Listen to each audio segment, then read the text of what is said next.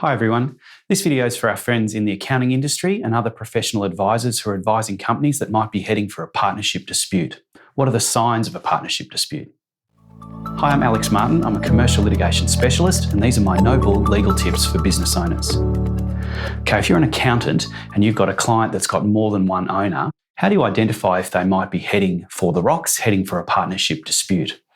The first sign is that they ask you for documents and information, or in particular, a partner who you're not used to dealing with or who doesn't normally ask for information does out of the blue. So how do you respond to that? Should you respond to that? If you're the person who asks you for information is a director of the company, then you should respond. You should provide that information. Directors are entitled to see all of the books and records that you hold, but shareholders are not. So if a shareholder asks you and they're not a director of the company, you should seek instructions from the board of directors. There's certain circumstances where they are entitled. It's a bit complicated, but certainly you should be seeking instructions from the directors. Whereas if you get a request from a director, then you should respond to it. And I'd recommend you copy in the other directors so there's transparency about that. But certainly a request out of the blue like that is a sign that there might be trouble on the horizon. Another sign is that money might be taken out of the company by one director, again, in an unusual circumstance, or by a shareholder in an unusual circumstance. So if you have control over that, again, you should seek direction from the board, but often you don't actually have direct control over the banking. But that's a real sign about trouble. And if you see money coming out of the company that's unusual, or unusual accounting transactions that have been entered by the bookkeeper without your authority or by the directors themselves, that's another sign. So I'd be notifying the board if you see unusual accounting transactions. Just tell the board about it. You don't need to do anything.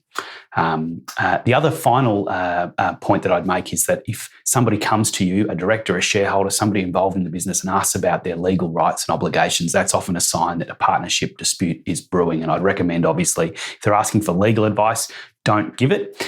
You should direct them on. If they've got a company lawyer or an external lawyer, direct them to them.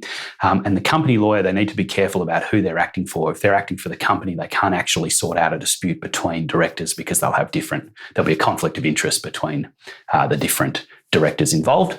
And similarly, you should be careful about who you're acting for. Have a look at your retainer documents. Make sure, am I acting for the company? I'm acting for the company and the director and their partner. Am I acting, and so on. Just be careful about who you're acting for and make sure that you're acting in the best interests of only the parties that you're acting for. If you're not acting for a party, let them know, just so that you don't get dragged into the dispute unnecessarily. If you're confused about it, then obviously message me or seek legal advice, and can tell the directors to seek legal advice. But if you see some of these signs that a company might be heading for the rocks, might be heading towards a partnership dispute, then that's a time to get early legal advice. Early intervention is a much better cure than trying to sort it all out in court.